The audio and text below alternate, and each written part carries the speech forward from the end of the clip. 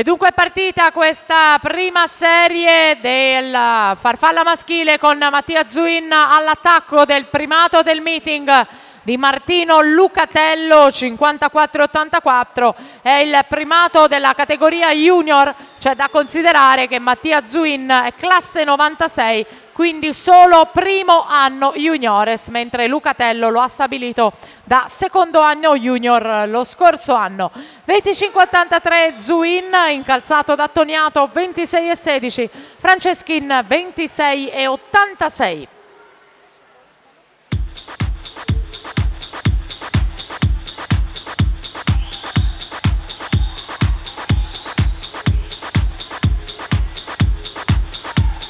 E siamo alle bracciate finali con Mattia Zuin, 55-16 per lui. La vittoria è garantita davanti a 56-79 di Mauro Toniato.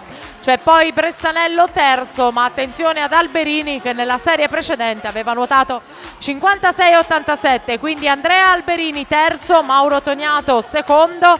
Non è primato, ma con un gran tempo vince i 100 farfalla junior Mattia Zuin.